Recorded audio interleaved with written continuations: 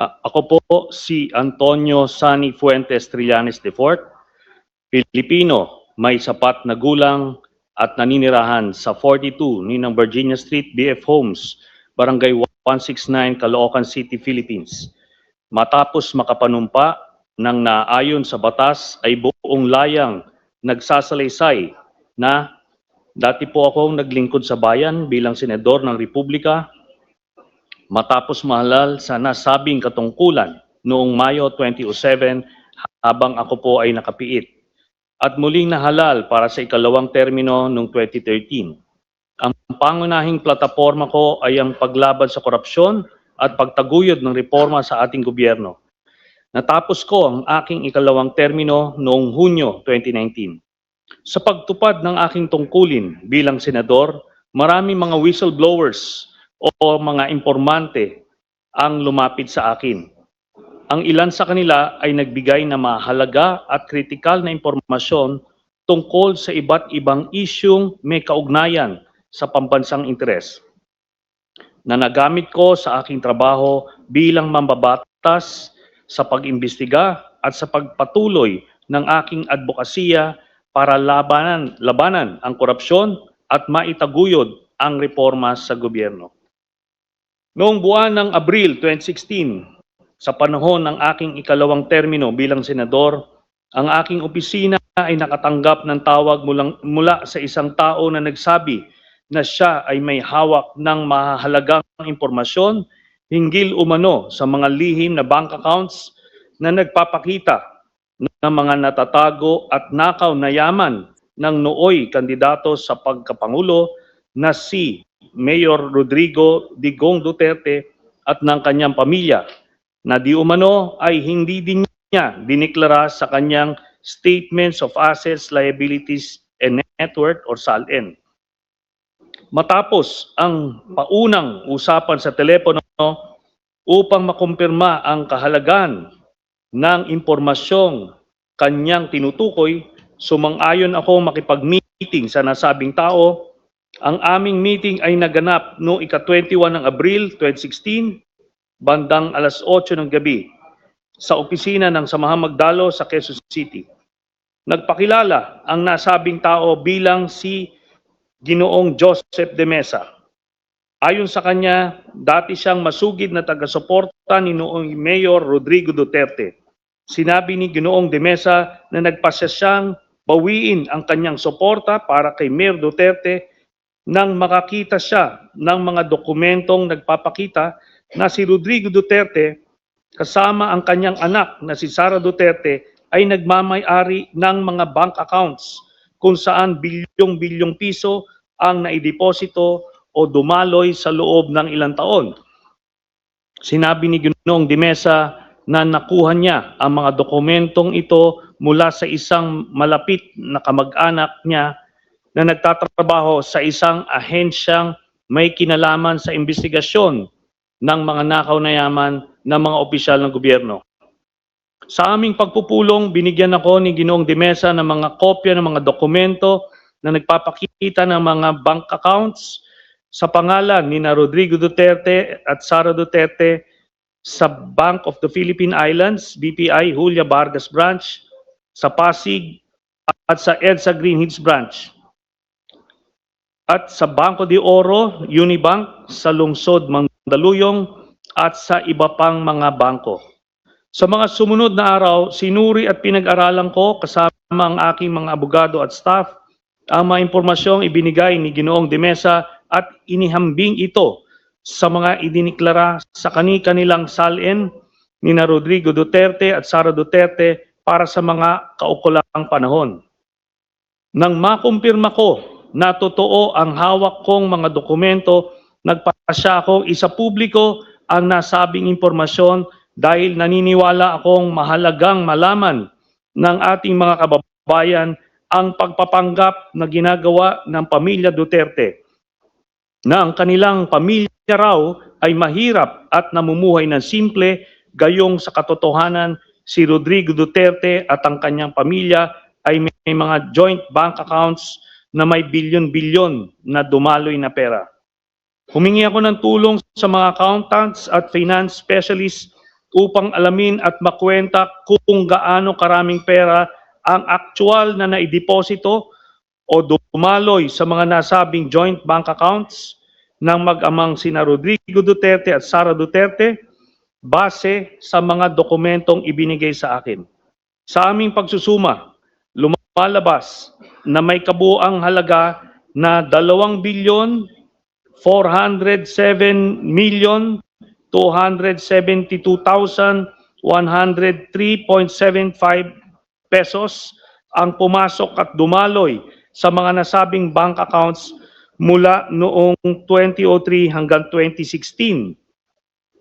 Ang isang kopya ng summary ng mga deposito o mga inter-account transfers na idineposito at dumaloy sa mga nasabing accounts ni Rodrigo Duterte at Sara Duterte ay kalakip dito bilang Annex A.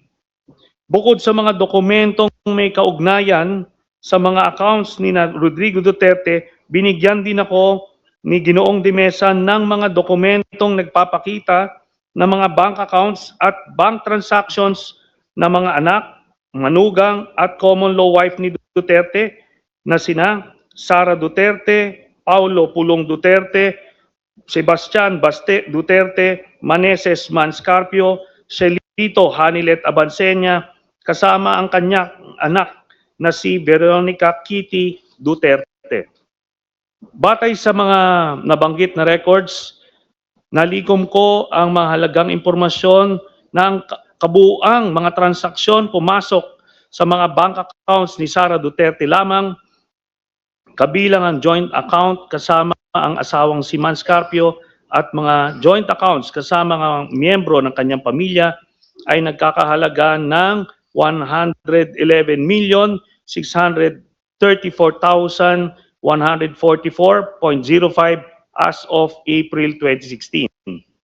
Ang kopya ng summary ng mga pera o transaksyong pumasok at dumaloy sa mga bank accounts si Sara Duterte ay kalakip dito at ginawang bahagi ng salaysay na ito bilang Annex B.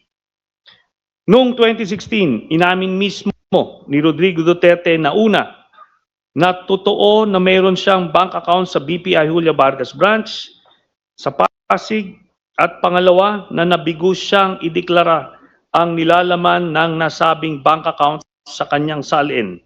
Ang pag-aming ito ni Rodrigo Duterte ay naganap matapos ko siyang hamunin ng lumagda ng waiver of secrecy of bank deposits. Sa panayam ni Rodrigo Duterte sa media, ipinagtapat niyang mayroong humigit kumulang 200 million pesos na deposits sa naturang bangko at inilihim niya sa kanyang salin. Sa particular, and I quote, a little less than 200 million. Hindi naman ganong kalaki kasi walang account na 200 million, a little less than 200 million, wala na, ginastos ko na, nag-happy-happy ako. A little less than a million. End of quote, sabi ni Duterte. Ang kopya ng video ng naturang panayam ni Rodrigo Duterte sa media na siyang inilathala ng Rappler sa kanilang official YouTube account noong ika-29 ng Abril 2016 ay na-download ko at nakasave sa USB at ginawang bahagi ng salasay na ito bilang Annex C. Noong ika-5 ng Mayo 2016, nagsampa ako ng isang complaint affidavit laban kay Rodrigo Duterte sa Office of the Ombudsman batay sa mga nabanggit na ultimate and evidentiary facts. Ang kopya ng complaint affidavit na may petsang Mayo 5, 2016 ay kalakip dito at ginawang bahagi ng salaysay na ito bilang Annex D.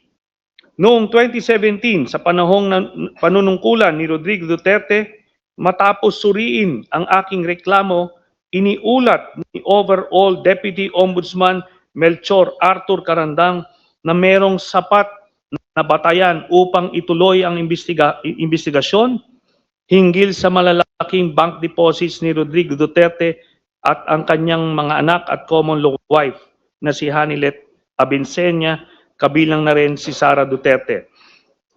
Ang printed na kopya ng artikulong tungkol sa nabanggit na pag-ulat ni Overall Deputy Ombudsman Melchor Arthur Carandang na may sapat na batayan upang ituloy ang investigasyon na siyang inilathala ng GMA News Online noong ika-27 ng September 2017 na may caption na Ombudsman starts probe on Duterte's wealth after finding basis in Trillanes complaint, ay kalakip dito at ginawang bahagi ng salaysay na ito bilang Annex E. Bukod pa rito, sa isang public statement sa media, kinumpirma ni Overall Deputy Ombudsman Carandang na magkapareho o similar ang nilalaman ng mga listahan ng bank transactions ng pamilya ni Rodrigo Duterte na isinama ko sa aking complaint at mga records at bank accounts ng pamilya Duterte na na-turn over sa kanya ng Anti-Money Laundering Council sa kanyang pag-iimbestiga. Ito ay nireport ng GMA News Online sa isang artikulo na lumabas noong ika-28 ng September 2017 na may caption na Duterte Wealth Documents from AMLAC similar to what Trillanes has, Ombudsman. Ang printed na kopya ng nabanggit na artikulo ay kalakip dito at ginawang bahagi ng salaysay na ito bilang Annex F. Dahil dito, si Overall Deputy Ombudsman Carandang ay agad na suspinde at kalaunan ay pinatanggal sa tungkulin sa utos ni Rodrigo Duterte. Kaya natigil ang kanyang pag-imbestiga sa mga bank accounts at tagong yaman ng pamilyang Duterte. Ito ay inireport ng Philippine Daily Inquirer sa kanyang artikulong lumabas noong ika-1 ng Agosto 2018 na may caption, Malacanang fires Deputy Ombudsman Carandang. Ang kopya ng naturang report ay kalakip dito at ginawang bahagi ng salaysay bilang Annex G. Ang mga kopya ng mga summary ng mga transaksyon ng bangko ni Sara Duterte, Rodrigo Duterte, Pulong Duterte, Baste Duterte at ang common law wife ni Rodrigo Duterte na si Hanilet Abansenya kasama ang kanilang anak na si Kitty Duterte ay kalakip dito at ginawang bahagi ng salaysay na ito bilang Annex H, H1, H2, H3 at H4. Batay sa mga nabanggit na records, nalikom ko ang mga sumusunod na mahalagang impormasyon na nagpapakita na si Sara Duterte at ang mga miyembro ng kanyang pamilya, kabilang na ang kanyang ama na si Rodrigo Duterte, ang common law wife ni Rodrigo Duterte na si Hanilet Abansenya, kasama pa ang kanilang anak na si Kitty Duterte, ang mga kapatid niya na si Pulong Duterte at Baste Duterte ay tumanggap ng pera o nag-encash ng daang-daang milyong halaga na mga cashier's checks o personal checks mula sa isang kilalang drug lord na si Sammy Uy, na kilala rin bilang Samuel Uy, gaya ng mga sumusunod. On March 17, 2011, nakatanggap si Sara Duterte ng 7,440,846.07 pesos mula sa drug lord na si Sammy Uy. Noong 25 October 2011, nakatanggap muli si Sara Duterte ng kaparehas na amount na 7,440,846.07 mula sa drug lord na si Sammy Uy. And after 6 months, nakatanggap muli si Sara Duterte, April 24, 2012, nakatanggap si Sara Duterte ng parehas na amount, 7,440,846.07. Ang total na tanggap ni Sara Duterte mula kay drug lord na Sammy Uy ay 22 Excuse me, million. Senator Trillanes, Yes. sandali lang po, meron lang pong...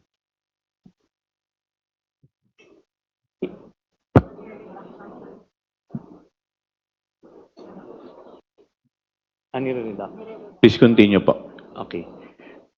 Ang total po na natanggap ni Sara Duterte mula dun sa drug lord ni si Sammy Uy ay 22,322,538.21 habang mayor siya ng Davao City. Mr. Chair, very good po. We were just about to request for an flash on the Congressman- screen. We were Daniel. just about to request po sana to flash sa screen yung matrix pero ito, naka-flash na po. Thank you. Thank you. Please proceed, Senator Trillanes.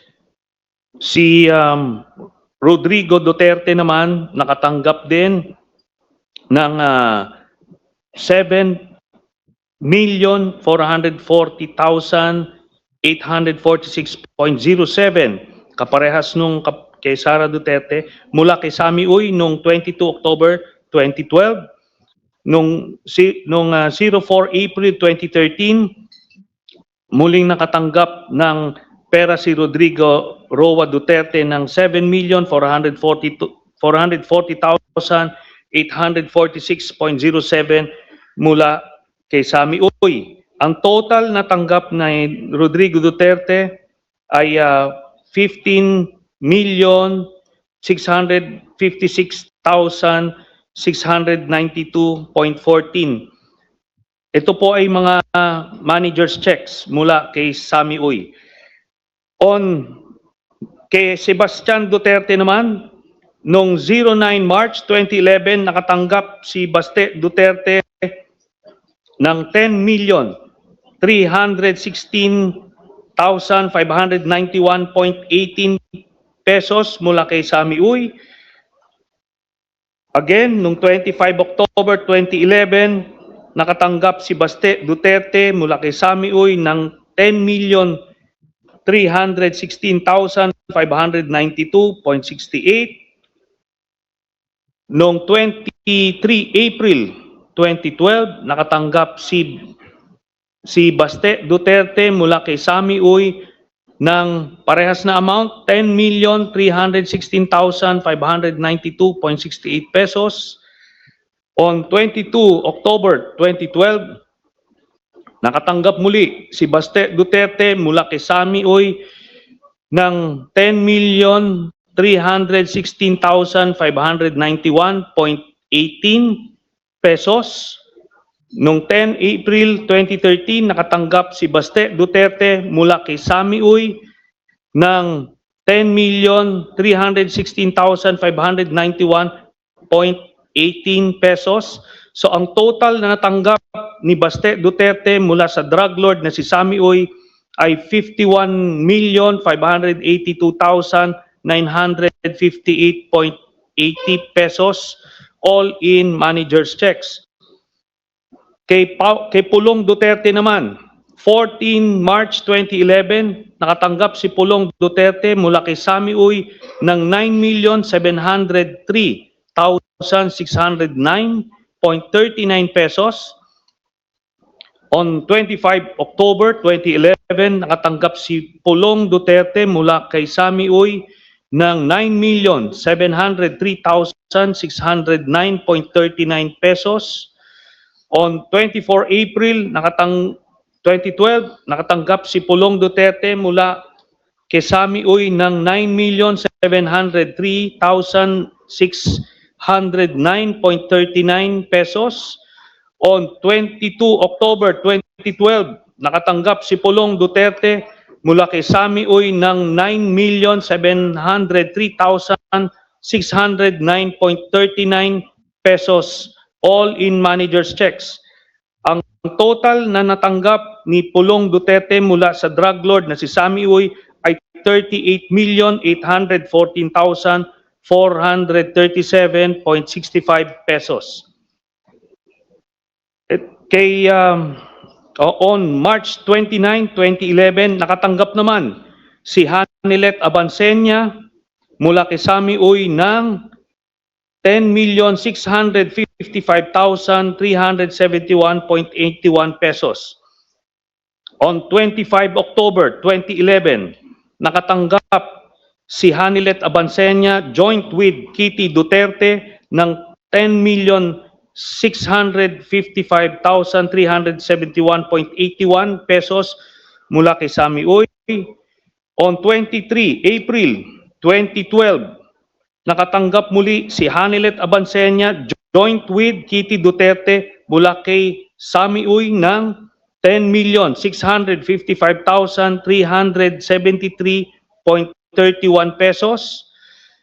On October 22, 2012, nakatanggap si Hanilet Abansenya joint with Kitty Duterte mula kay Sami Uy ng 10,655,373.81 pesos. On 10 April 2013, nakatanggap si Hanilet Abansenya joint with Kitty Duterte mula kay Sami Uy ng 10,655,373.81 pesos in manager's checks. Ang total na natanggap ni Hanilet Abansenya joint with Kitty Duterte mula sa drug lord na si Sami Uy ay 53,276,860.55 pesos. Ang grand total na nakuha ng Duterte family mula sa isang drug lord na si Sami Uy ay 181,653,487.36. Ang kopya ng summary ng mga transaksyon sa bangko na nagpapakita ng mga payout ng kilalang drug lord na si Sami Uy, kina Sara Duterte at sa mga malalapit na miyembro ng kanyang pamilya ay kalakip dito at ginawang bahagi ng salaysay na ito bilang Annex I. Si Sami Uy ay isang kilalang political contributor ni Rodrigo Duterte at kilalang kasama o kasosyo ni Michael Yang, ang dating economic advisor ni Rodrigo Duterte na siya namang iniuugnay sa mga kontrobersyang Farmally at Pogo, gayon din sa bilyong-bilyong halaga ng mga illegal na droga na nakumpiska sa isang bodega sa Pogo compound sa Porac, Pampanga. Ang kopya ng artikulo na sinaliksik at sinulat ni Carol Ilagan at Malu Mangahas ng Philippine Center for Investigative Journalism na may pamagat na 334 million from only 13 donors funded Duterte presidency ay nailathala noong ika-5 ng Disyembre 2016 kung saan naisiwalat na si Sami Uy ay kasama sa eksklusibong grupo ng political contributors ni Rodrigo Duterte ay kalakip dito at ginawang bahagi ng salaysay na ito bilang Annex J. Bukod dito, ang mga larawan ni Sami Uy kasama si Rodrigo Duterte at o Sara Duterte ay kalakip dito at ginawang bahagi ng salaysay na ito bilang Annexes K series. Sina Michael Yang at Sami Uy ay parehang hayagang pinangalanan ni SPO4 Arturo Las Cañas na sangkot sa operasyon ng mga laboratorio ng Shabu sa lungsod ng Davao. Ang isang kopya ng video ng panayan ni SPO4 Arturo Las Cañas sa journalist na si Christian Esguerra sa programa sa YouTube ng huli na Facts First kung saan isinalaysay ni Las Cañas ang pagkakasangkot ni Sami Uy sa Davao Death Squad at sa operasyon ng mga laboratorio ng Shabu sa Davao City na siyang na-download at nakasave sa USB ay kalakip dito at ginawang bahagi ng salaysay na ito bilang Annex L. Dagdag pa rito, ang kopya ng video ng press conference ni SPO4 Las Cañas gamit ang Zoom na may petsang ika-31 ng Enero 2024 kasama si Aris Ilagan ng Pilipinas Today kung saan inilarawan ni Ginoong Las Cañas ang laboratorio ng Shabu na matatagpuan sa Dumoy, Davao City na may pagmamayari at pinamamahalaan ni Sami Uy, Michael Yang at Rodrigo Duterte at na-download at nakasave sa USB ay kalakip dito at ginawang bahagi ng salaysay na ito bilang Annex M. Gayun din, ang kopya ng video ng press conference ni SPO4 Las Cañas gamit ang Zoom na may petsa ika-31 ng Enero 2024 kasama si Aris Ilagan ng Pilipinas Today kung saan ibinunyag ni Ginoong Las Cañas ang isa pang laboratorio ng Shabu na matatagpuan sa Green Heights Subdivision ng pagmamayari at pinamamahalaan din ni Sami Uy at Michael Yang, ganun din ang pagpaslang ng mga kawawang construction workers doon na na-download at nakasave na sa USB at kalakip dito ginawang bahagi nito bilang Annex N. Si Ginoong Las Cañas ay kusang loob na umaming isa siya sa mga pinuno ng Davao Death Squad at tinanggap bilang testigo ng International Criminal Court sa kasong may kinalaman sa extrajudicial killings laban kay Rodrigo Duterte. Kailanman ay hindi itinanggi ni Duterte ang mga paratang ni Ginoong Las Cañas na makailang beses na lumabas sa publiko. Sa kanyang 186 pahinang affidavit, ididetalye ni Ginoong Las Cañas ang papel ni Sammy Uy sa Davao Death Squad at sa operasyon ng mga laboratorio ng Cebu sa lungsod ng Davao gaya ng mga sumusunod. Pahina 77. The several circumstantial events that raise my doubts and suspicions on Mayor Rodrigo Duterte's sincerity and honesty on his illegal drugs campaign because Michael Yang sponsor and patron in Davao City was Mr. Sammy Uy, also a bosom friend of Davao City Mayor Rodrigo Roa Duterte. Pahina 112, it was Sammy Uy who ordered Ben Laud to start the slaughter of the alleged suspects one by one, allegedly to extract confession. However, until the last one, no one among them confessed. According to Ben Laud, it was Mayor Duterte who ordered him and cleared the killing of the alleged suspected robbers through Bongo. Sa pahina 117, Sonny Benaventura in a teasing manner described to me that Sammy Uy is a gambling and shabu mafia in Davao City. Sa pahina 182, I say and declare and truthfully that the person of Mayor Rodrigo Duterte and his son Paulo Pulong Duterte are directly involved in the illegal drug trade in Davao City. Mayor Rodrigo Roa Duterte in partnership with Michael Yang and Sammy Uy, and Pulong Duterte in partnership with Charlie Tan.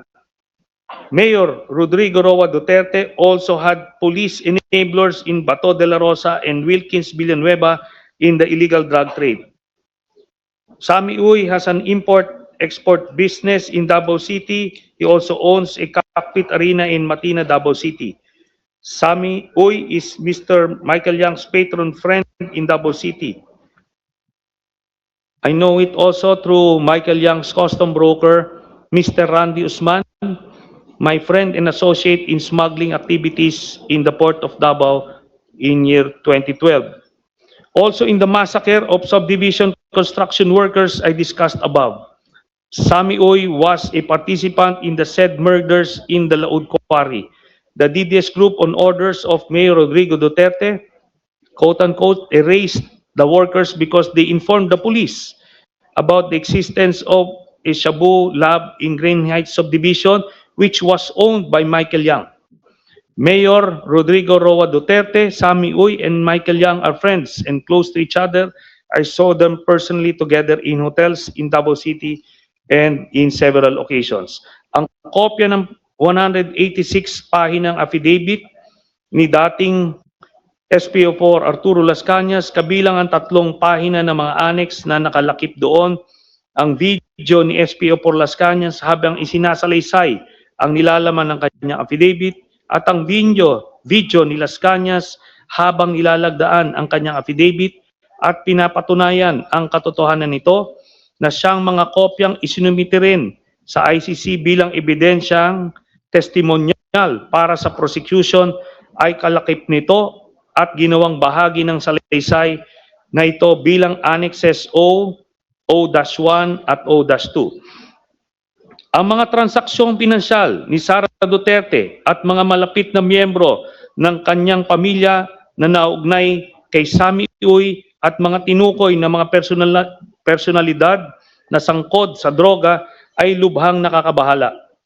Hindi lamang ito ay malinaw na paglabag sa konstitusyon at sa iba't ibang batas ng bansa, kundi malinaw din na naglalagay sa malalim na pagdududa sa kanyang personal na integridad at kakayahan o moral capacity upang patuloy na magsilbi bilang pangalawang Pangulo ng Republika.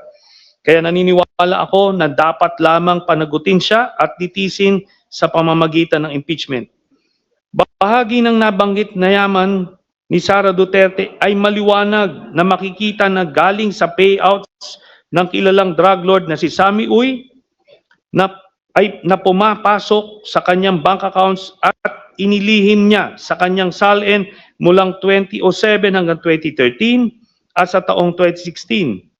Ang pagkabigo ni Sara Duterte na ideklara ang kanyang kabuang yaman ay sinaliksik at inireport nila Florin Simon at Malumangahas ng Philippine Center for Investigative Journalism, PCIJ, sa kanilang ulat na may pamagat Duterte, Sara, Paulo, Mark Big Spikes in Wealth, Cash while in public office, na nailathala noong ika-4 ng Abril 2019 na siyang kalakip dito at ginawang bahagi ng salaysay na ito bilang Annex P.